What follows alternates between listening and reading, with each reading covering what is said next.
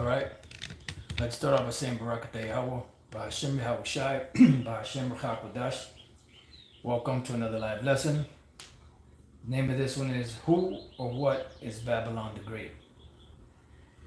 You know, you have a lot of misconceptions, a lot of lies being taught out there, all kind of mixed doctrines and mixed madness going on of who Babylon the Great is. You know, you have some saying that it's Rome, the popes. You have others saying that it's Jerusalem. Others saying that it's an actual Babylon. Some saying all kind of crazy shit. You know, that they're speaking about the Roman Empire, all of that. But the bottom line is that it's not any of those things. Now, one scripture we're going to go to real quick before we go to the main topic or the main scripture is in the book of Revelation 17. And there's some key points in here. Revelation 17 and 1. And there came one of the seven angels which had the seven vials, and talked with me, saying unto me, Come hither, I will show unto thee the judgment of the great whore that sitteth upon many waters. Now, this great whore is the center of focus in this lesson, because this great whore represents Babylon the Great. When we jump to the the fifth verse, it says, And upon her forehead, whose forehead? The whore's forehead, was a name written, Mystery, Babylon the Great. Babylon the Great meaning the conglomeration, the greatest conglomeration of confusion on the planet Earth, you know, is here in America. You can see just by the way everything operates and just in general how everything is here in America that it's nothing more than a city of confusion. It says the mother of harlots. You know, harlots represents, you know, a woman that sleeps with all different type of men, which this is dealing with spiritually, dealing with, you know, you could, you know, worship any religion, any God, anything you want here. You know, I mean, it's you can do whatever you want to do here, you know, as far as your religious beliefs are. It says, and abominations of the earth, because an abomination is what? Something that the Heavenly Father hates, you know. And those abominations come in the form of sexual depravity in all forms, whether it's, you know, adults on children, whether it's, you know, man on man, women on women, women on beast, man on beast, so on and so forth. You know, and it's promoted heavy here. You know, you have recently the Roman Catholic Church, you know, I'm not sure if this is a recent thing or if it's been going on and they're just ramping it up more and more, where, you know, they allow the union, you know, so-called same-sex marriages and all different types of depravity that they push out here. You know, they allow men to become women, women to become men. You know, they allow men to identify as women, women to identify as men, so on and so forth. They're teaching children at a very young age to choose a lifestyle of Moism. You know, before the children even know how to wipe their ass properly, you know, they're teaching them to choose a sexual preference, you know, and the sexual preference that they push them to choose is that depraved, abominable one. You know, also teaching them to take, you know, hormone suppressors to, you know, identify as, you know, boys can identify as girls, girls can identify as boys. I mean, it's just a whole bunch of madness going on. And these are the abominations of the earth. Now, when we jump down to the last verse of this chapter, verse 18, it says, And the woman which thou sawest is that great city, which reigneth over the kings of the earth. Now, there's no other place that reigns over the kings of the earth like America. American policy is everywhere on the planet. Everywhere you turn, it's on the planet. You can't put this on the Roman Catholic Church because not everybody believes in Roman Catholicism. Although you have a lot of these different religions that stem from the Roman Catholic Church, but not everybody goes along with the Roman Catholic doctrine. You have, you know, countries where they worship Islam. They don't accept Christianity there. You know, you may have some people there that may follow Christianity or some that may follow Roman Catholicism, but for the most part you have a lot of countries out there that follow the religion of Islam. So everybody's not following the Roman Catholic Church or Christianity. You have Hindus, you have Buddhists, you have Baha'i faith, and all different other types of, religious beliefs out there where these people are not worshiping the Roman Catholic Church. All right. So this city, a city is as big as its citizens. Matter of fact, let's look up this word city in the Blue Letter Bible. And Lord's will, in this lesson, I'm going to do it in the style that Elder Pastor Hart does it. Go to the commentary because I found some interesting stuff in there, and I want to just kind of highlight that. Now, the word for city is polis, right? You have something called metropolis. Metropolis is a mother city. Polis just simply means a city. Then it says one's native city, the city in which one lives, the heavenly Jerusalem, the above of the blessed in heaven, of the visible capital and heavenly kingdom, to come down to earth after the renovation of the world by fire. It's going to be a blast. The inhabitants of a city. All right, so pretty much, a city, when people think of a city, if you type in definition of a city, right, they're going to give you things that are city definition. They're going to give you, or city is only so and so big and has a population of so and so many people. Let's see, a large town, short for City of London, or what is defined as a city? An inhabited place of greater size, population, or importance than a town or village. Right, and in this case, America is known as a large city. And how is that? Because people say, well, this is a country. How can you say it's a city? Well, a city is as big, or a country is as big as, how can I word this?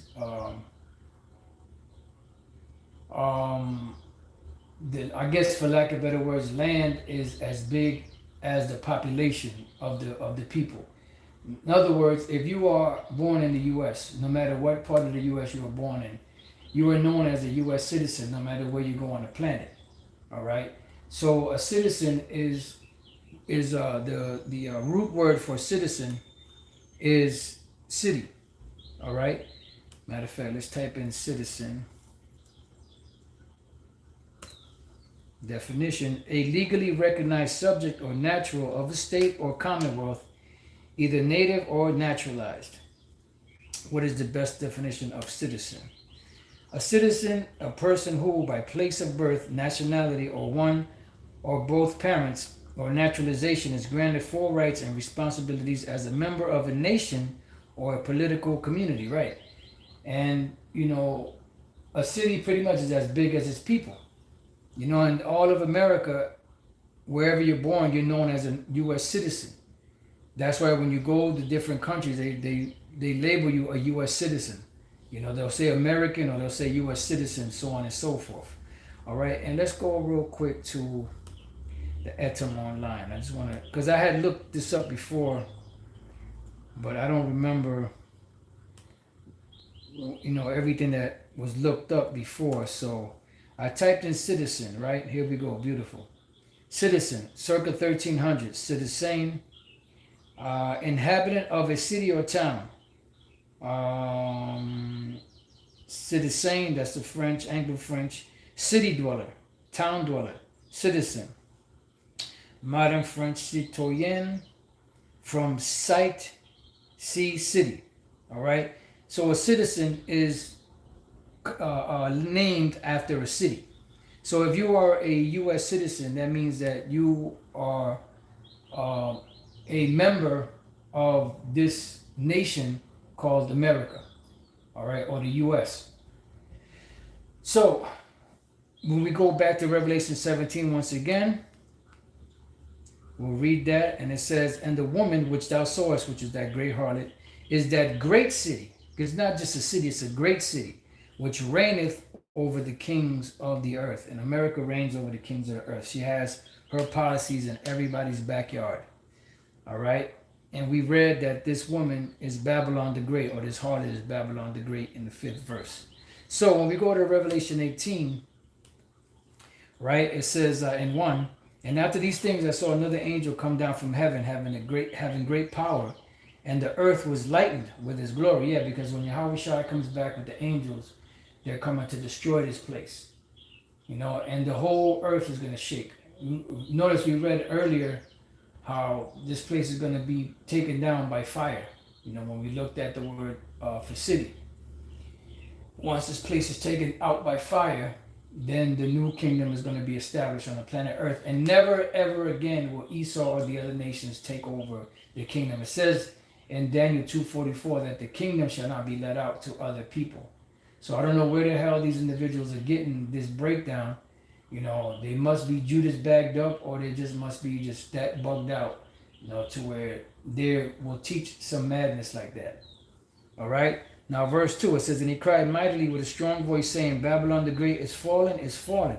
So we are witnessing now the falling of Babylon, you know, but this was the Apostle John seeing after the destruction of Babylon, and has become the habitation of devils and the hold of every foul spirit and a cage of every unclean and hateful bird. So what I did, like I said, in the style of Elder Apostle Torah, was I typed in Revelation 18:2, and I typed in commentary. And usually he goes to the Bible Hub, so that's where I'm at now. They give you a whole bunch of different commentaries, and the one that we're going to be focusing on is the one called Benson Commentary on Revelation 18 verses 2 to 3. It says, and he cried mightily with a strong voice, proclaimed aloud with triumphant joy in the words of Isaiah 21:9, saying, Babylon is the great is fallen, as if he had said, what was prophesied formerly concerning the celebrated seat of the Chaldean Empire shall presently be verified in this mystical Babylon. All right, and this is also known as Chaldea. All right, now when we look up this term, right, mystical Babylon, just bear with me because, you know, mystical Babylon. I got it, but then I didn't get it. Mystical Babylon, right? Let's see. Mystical Babylon. The first reference to mystical Babylon is found in the book of Revelation. And there followed another. Okay, let's see. What does Babylon mean spiritually? Let's see. Old Testament Babylon was established in direct opposition to the plain commands of the Most High. It was a human system of religion based on the traditions and authority of men rather than the Most High. Do we not see that happening here? You know, remember, the gods of the nations are but idols. You know, Salaki, 1 minute. Let me just turn this up a little bit. All right, and we see the same exact thing happening here in America. They claim to be established upon the principles of the Bible, upon the principles of the Most High, but then when we turn around and look at it, and we examine it through the lens of the scriptures, we see that it's totally different. It was man-centered rather than God-centered, and that's exactly what this place is. Let me see what this says here.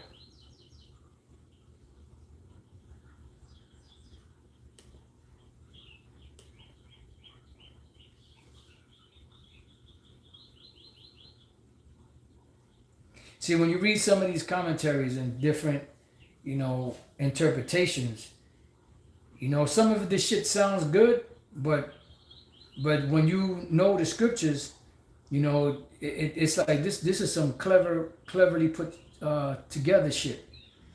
You know, shit cleverly put together. All right? Because this here, it says, what does Babylon symbolize in Revelation? Babylon, which symbolizes the wickedness of the world. But no, it doesn't symbolize the wickedness of the world. It tells you directly that it's an actual city or an actual place. You know, now it has pushed its wickedness upon the world. This is where that cup comes in. But Babylon does not symbolize the wickedness of the world. It symbolizes the wickedness of America. This place, America, Babylon the Great. And through this place, the cup of the Lord's indignation, that filthy cup that has all different type of abominations in it, has been pushed upon the planet, and the leaders of these nations have actually drank that, and they've actually given it to their subjects or the people that are subservient to them. All right, that's how it got out there. It says, "Will be destroyed at the second coming of Yahushua," correct? If we follow God's command, only the Israelites and the elect of the nation of Israel come out of Babylon. We will not partake of the sins of the world, to be nor be overtaken in the plagues that will destroy it. And pretty much, when it says come out of Babylon, that doesn't mean, to leave her ways or to leave America, go to another country, Canada or Egypt or whatever. It's talking about when the Lord comes, the chariot is going to raise up the elect of the nation of Israel out of here, so that they won't be partaking in the devastation and the destruction that the Lord is going to bring, which is the second death, which is the lake of fire. All right. So now let's go to Revelation 18. Back to the commentary. All right, mystical Babylon. So pretty much mystical Babylon means, the religion, the America follows the religion of all of these different ancient empires. And the word Babylon, which goes back to the Hebrew word Babal, or you could say Babel, or Babal Hebrew, means confusion. All right? And all of these different religions put together, and all these different philosophies and schools of thought put together, cause nothing but confusion. Remember, the Lord said he's not the author of confusion. It says the fall was announced before chapter 14 and 8, Revelation 14 and 8, but is now declared at large and has become a habitation of devils. Here it is foretold that after the fall, she should be made a scene of desolation, and she is going to be made a scene of desolation. All of America will be wiped out. All of the mountains and hills and cities and bridges and tunnels and, and buildings and all of that, and vehicles and people are going to all be wiped out. So where it's going to be a plain and nothing but foul spirits, meaning the unclean birds and animals will be here. All right. It says, as the ancient Babylon was, and this is not true, because ancient Babylon is still thriving. And this is why you have to be learned, because if you're not, you will read this and get confused. Because ancient Babylon is not desolate. Ancient Babylon is still thriving today.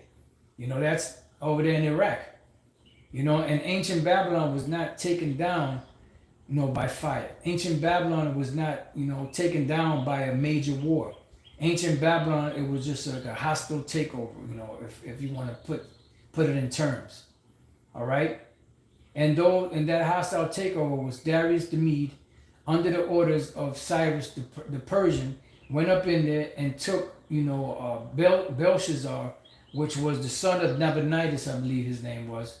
He was the vice regent, of the empire, because his father was the one that was fighting wars. And for a period of about 10 years, his father was locked up. So he had put his son in charge of the empire while he was locked up. And when he came out, he continued to let his son have that power, because he was still out there fighting wars, But Babylon was not taken down by any major war. It was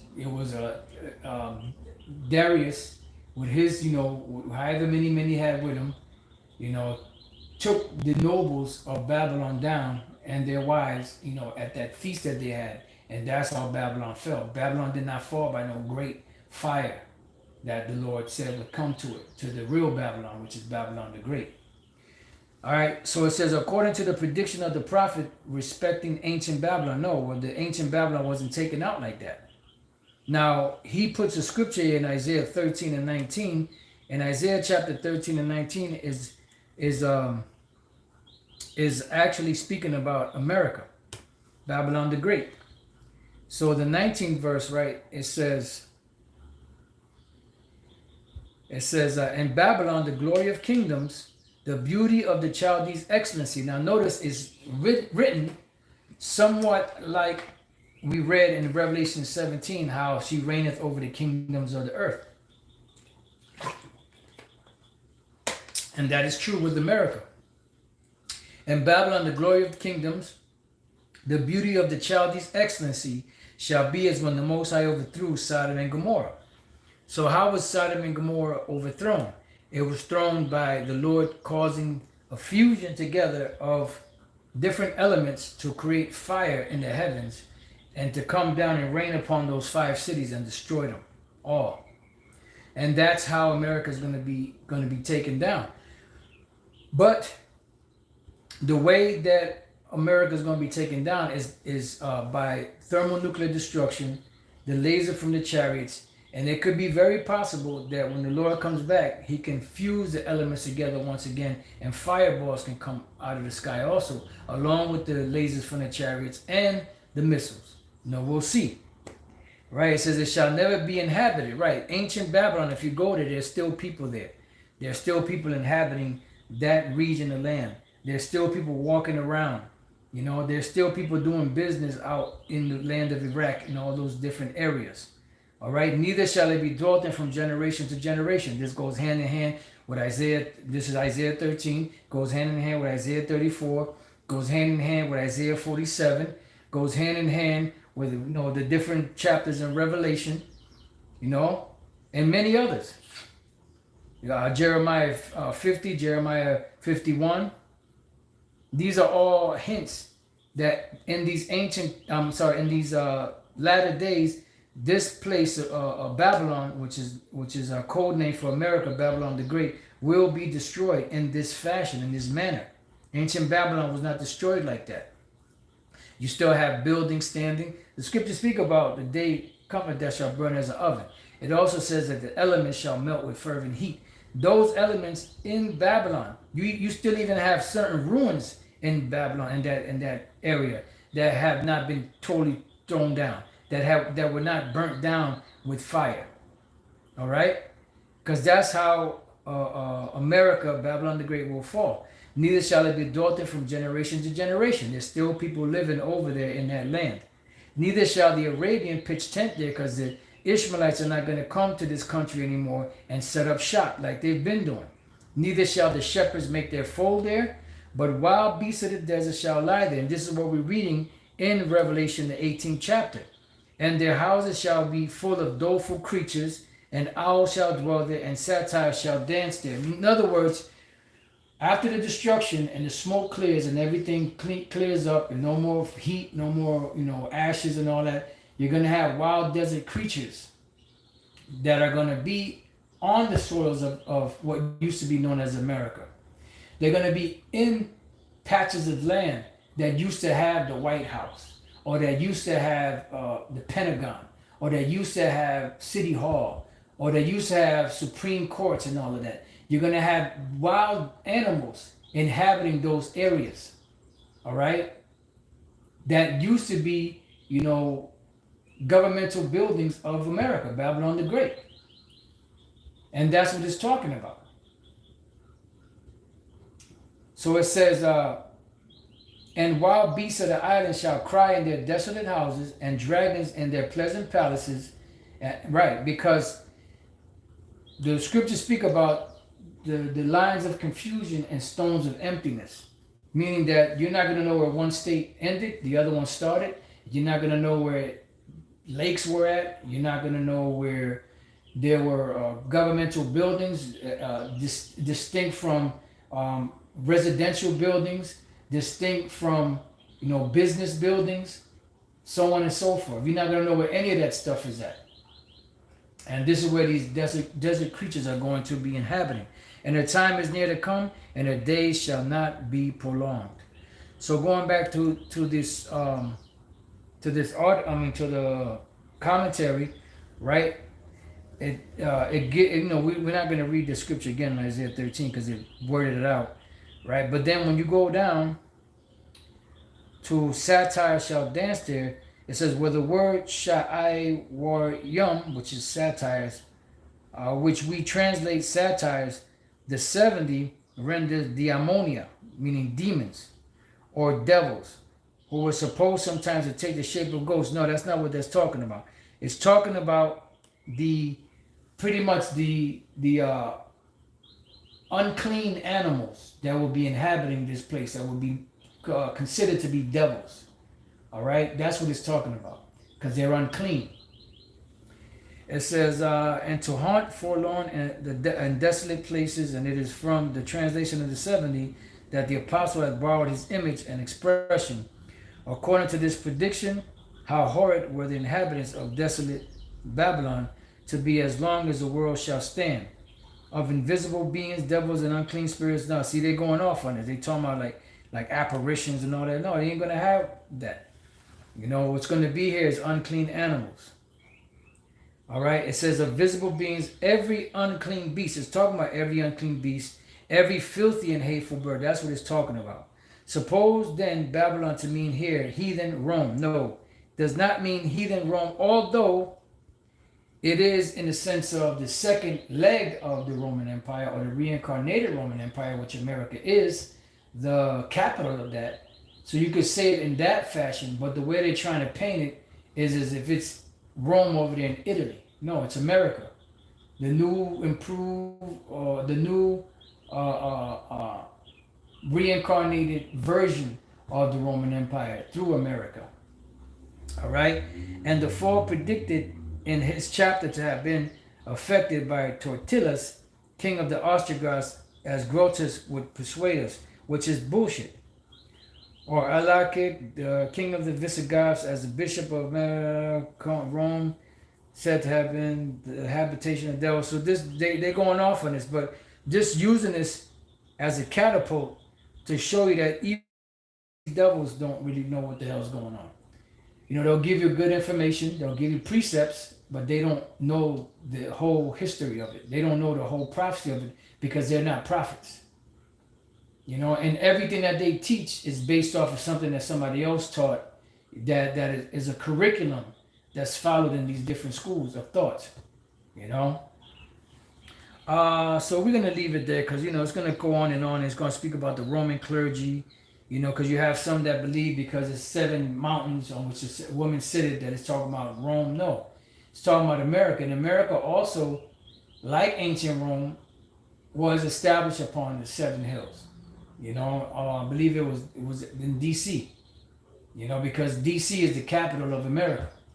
You know, and you have Capitol Hill, and you have other hills that were set up and established like ancient Rome, because the Most High put the Spirit on them to do that.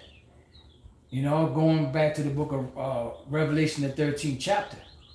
All right. So when we go to Revelation 18, and let's go to Revelation 18 and 3. Right? It says, for all nations have drunk of the wine of the wrath of her fornication. Right. And this is talking about America, that all these nations have drank of this cup that America has pushed out there. And all you got to do is look at the mannerisms, the layout of these different nations, you know, their buildings, their structures, their businesses, the ideology that they follow.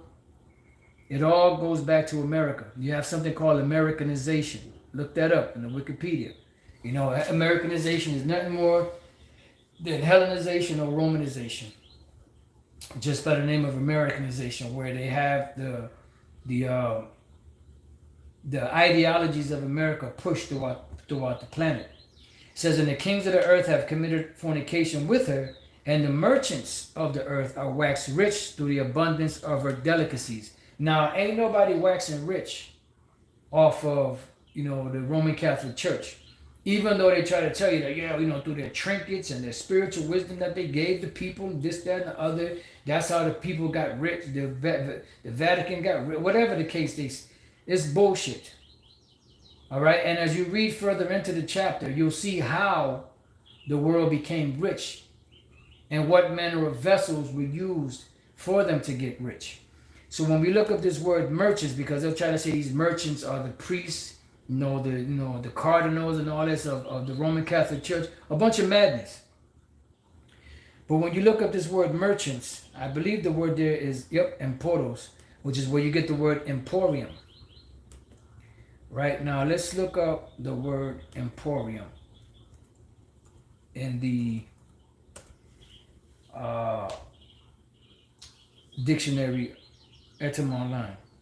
It says place of trade, mart, from Latin emporium, from Greek emporion, trading place, right? Because it is a trading place.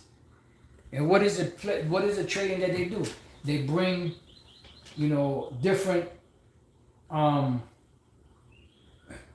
goods from other nations here to America, a consuming nation, and they in turn around and buy their goods, therefore making the people of these other nations rich because of the costliness of America. See, you can make stuff in other countries cheap, but you can't sell it that expensive, because of the people that don't have it like they do here in America. See, America being a consumer nation, they spend a lot. They eat out a lot. These different countries, most of the people, most of the time, they always eat inside. It's very rare they'll go anywhere and buy any food. They cook themselves. You see? But here in America, it's a different beast. So it says, market from emperos, merchant. All right? It says originally traveler. Yeah, because you had to travel in order to sell your wares. All right? So emperos in the blue letter is one on a journey. See? A traveler. Whether by sea or by land, especially for what? For trade. A merchant as opposed to a retailer or a petty tradesman, right? A merchant is a retailer is somebody that gets their stuff from a wholesaler, But a merchant is one who sells their merchandise. You could sell one piece or you could sell 1,000 pieces, And pretty much that's what a retailer does. He'll buy from a wholesaler which sells bulk, and then the retailer will turn around and sell 1 or 2 pieces, to customers, however the customer wants to buy. All right, so it says merchants of the earth waxed rich through the abundance of her delicacies. And when we look up the word delicacies, right, the word delicacies is strenos, right? It says excessive strength which longs to break forth, over strength, luxury. See, so that's the luxury, delicacy. And that's how they pretty much became, the sought after place to sell their wares, because you can sell it a lot more expensive. So there's a lot of luxury here, that goes on here in America that the majority of the world is not able to attain. But now these different nations that at one time were poor, through the money that they made here in America, have established their own infrastructure or economic infrastructure, and now they're able to live extravagant like they did here in America. And this is another way that America influences these different nations to be like America. That's why you go to places like Singapore and China, Japan, and other places, Dubai, and they'll have what? They'll have McDonald's, they'll have Hooters, they'll have Burger King, Krispy Kreme, Starbucks, all these different companies and corporations that are made here in America. Instead of them doing their own thing, they're following behind the whore, because they're drinking of that cup. And how did they get to drink of that cup? Because the leaders of their country drank of that cup, and they pushed it upon its citizens. All right? So Revelation 18:4, and I heard another voice from heaven saying, come out of her, my people, that you be not partaker of her sins, and that you receive not of her plagues. That's talking about the chariots bringing the elect of the nation of Israel out of America.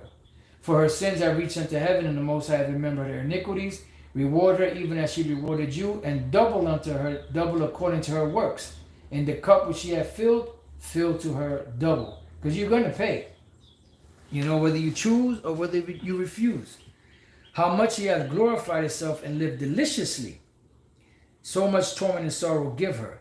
So let's look up this word deliciously. Right? That's in the 7th verse, Revelation 18:7. Deliciously goes back to the same word that we read for delicacies. Streniaho, which is another variation of it.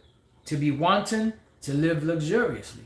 Right? Because when you have money, right, especially somebody that's not used to having money, they spend it, unadvisedly.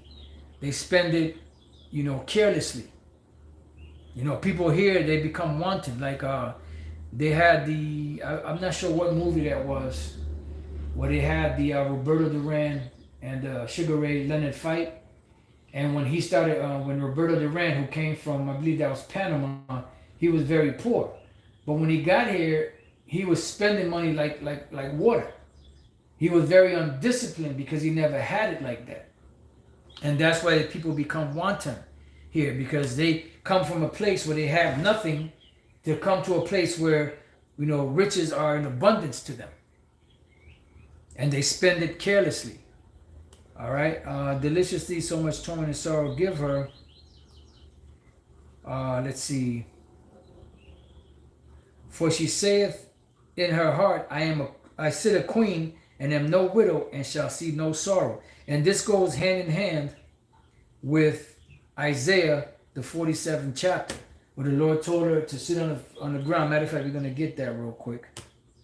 Matter of fact, let me hold on to that just in case. Gonna get this real quick, but I want to go. I looked up the word queen, and the word queen is basilisa, which is the feminine way of basileo.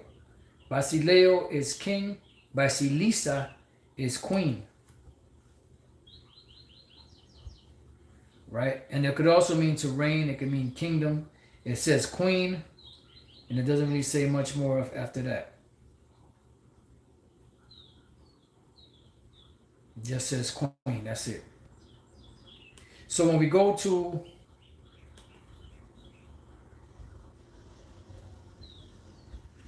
Isaiah 47:1, it says, "Come down and sit in the dust, O virgin daughter of Babylon." See, it keeps on speaking about Babylon, the daughter of Babylon, Babylon the Great. This ain't talking about ancient Babylon. This is talking about America. And the reason why it's saying to sit in the dust, sit in confusion, because you were sitting on a throne, but now it's time for you to come off that throne, because you got that throne not by right. And you know what the scriptures say about those that get something not by right. You know, they're going to end up giving it to somebody else that's more worthy than them. It says, sit on the ground, there is no throne, right? Because she's sitting a queen right now. O daughter of the Chaldeans, for thou shalt no more be called tender and delicate, right? You're no longer going to be called tender and delicate. You know, like when you see these people, like the so-called royals, they act all tender and delicate and proper. You ain't going to be acting like that no more. You're going to go down to a pauper state. You're going to go down to a poor state, to a peasant state, where you really belong. All right, so I looked up this word tender. Let's see what tender. Inside joke. Let's see what the word tender is. The word there is rock.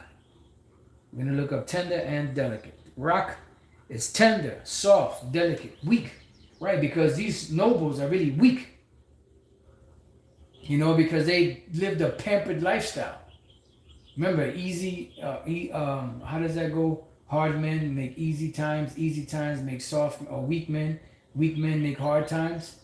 You know, so when you live in that soft lifestyle where you're waking up in silk, you know, and different, you know, fabric, you know, linen, and different, you know, like different fabrics, you know, those delicate fabrics, you know, wear the best of everything, you eat the best of everything, you're catered to at every whim, you don't do anything, you become soft. That's why they tender. Then it says gentle words. And then it says delicate. Let's see what it says for delicate. The word there is ainag. Ainag for delicate.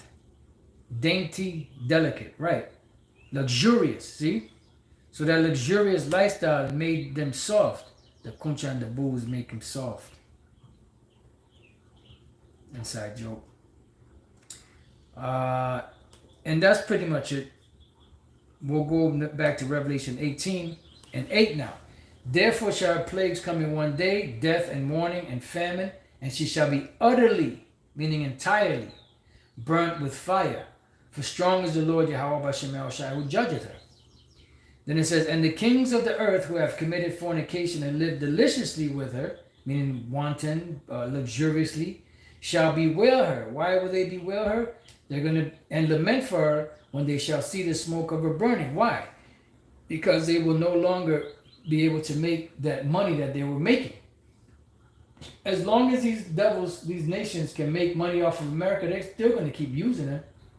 But once it comes to a point where they can't anymore, they're not going to have another choice. But now they're still making money.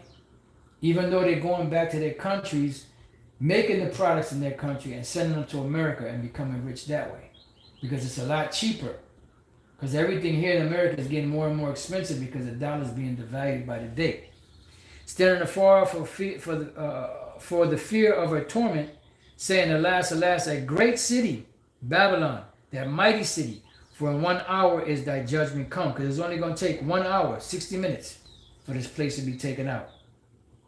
And the merchants of the earth shall weep and mourn over her, for no man buyeth their merchandise anymore. That's why they're going to be weeping. Not because they're going to feel sorry for this place, because they know this place got it coming. And the consensus of all these different nations, they hate this place. They hate it. But the only reason why they still deal with it is because they still stand to make money off of it. And that's the only reason why. Now it's going to go into the merchandise that is sold here. Right? This does not fit the Roman Catholic Church. The merchandise of gold and silver and precious stones and of pearls and fine linen and purple and silk and scarlet and also ironwood and all manner of vessels of ivory and all manner of vessels of most precious wood and of brass and iron and marble and cinnamon and odors and ointments and frankincense and wine and oil and fine flour and wheat and beasts and sheep and horses and chariots. You know, you go down to, the wholesale district in New York, which is like it's not the capital, but it's like the capital of America, or the capital of trade. They have the wholesale district.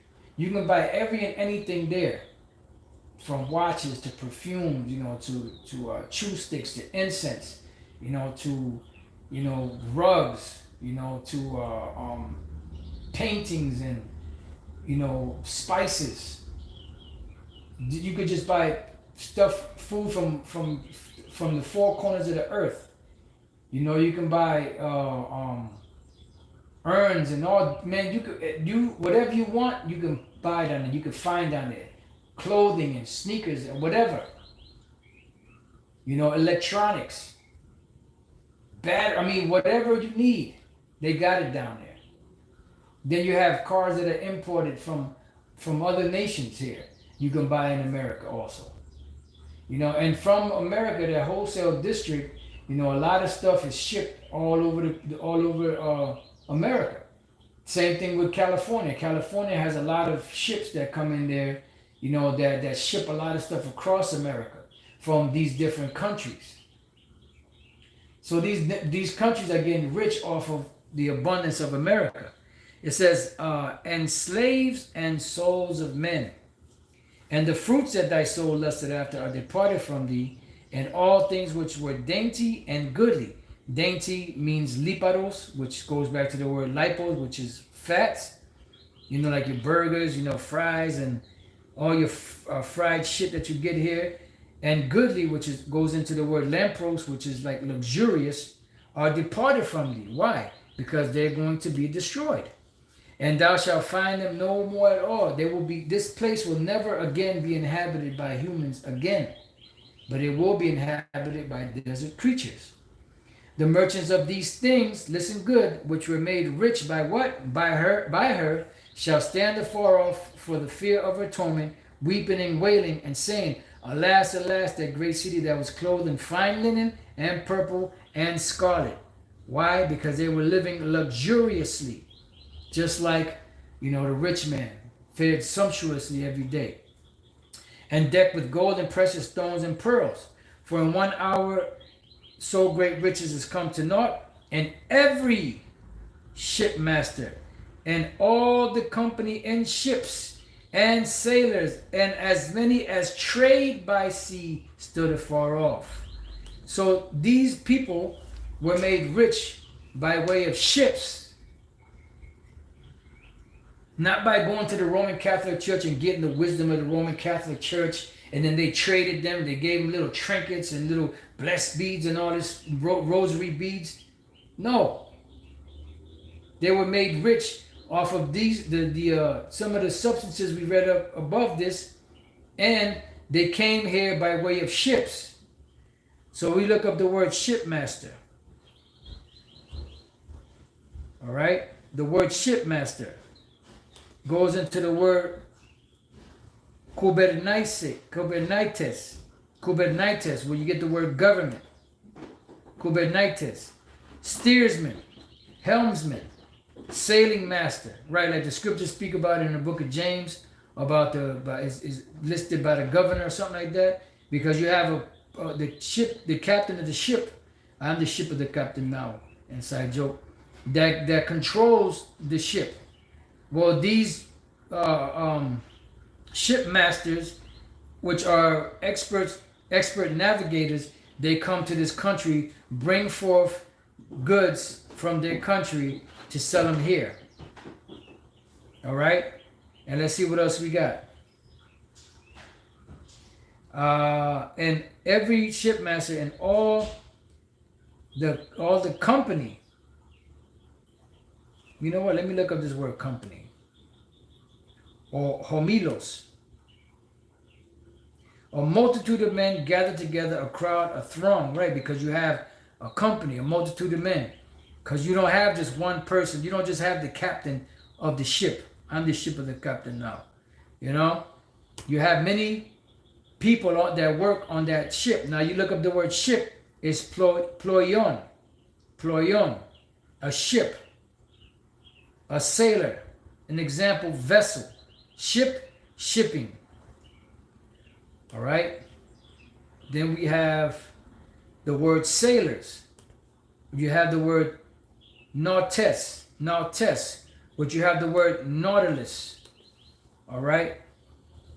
Nautilus, which I believe means water. Marine cephalopod, from Latin nautilus. Marine snail, squid, from Greek nautilos, paper, nautilus, sailor, right? It's a sailor. It actually means sailor. A poetic form of nautis, sailor. From Nos, ship. Yeah, it goes back to the word ship. All right? I thought it meant water, but I was wrong. I was really wrong, G. All right? So going back, nautis, a sailor, seaman, mariner, ship, sailor, shipman. That's how they made rich. You know, the company of ships, the sailors, you know, the merchants, the shipmasters. It says, and as many as trade. We got the word trade here. The word trade is ergatzomahi. Right, which goes back, like the scriptures speak about, you know, trade, you know, like the Lord gave the workers the money to trade, to make more money. The purpose of trading is to make money, exchange one thing for another, to work, labor, do work, to trade, to make gains by trading, do business, to work for, earn by working, to acquire, right? Then it says, by sea. They traded by sea. Let's look up the word sea. Thalassa, which means the sea. Used of the sea in general. Used specifically of the Mediterranean Sea or the Red Sea. And just in general, it's called the sea. They trade by sea, meaning by water. All right. And then here, the root word says alls, which means salt. Because at one time, salt was used for trading. It was a salary, which comes from the word salt. You know, that was given to the soldiers. Or whoever, you know, was doing trade. And he cried when he saw the smoke of her burning, saying, what city is like unto this great city, right? What other city is like America? You know, what other place around the world is like America? Now, these places are becoming like it, but they're still not like America. They still haven't achieved the greatness of America, and they never will. The closest one right now is China, and they're going down. It says, and they cast dust on their heads and cried, weeping and wailing, saying, alas, alas, that great city wherein were made rich all that had ships in the sea by reason of her costliness, for in 1 hour is she made desolate. And let me see what that word costliness is.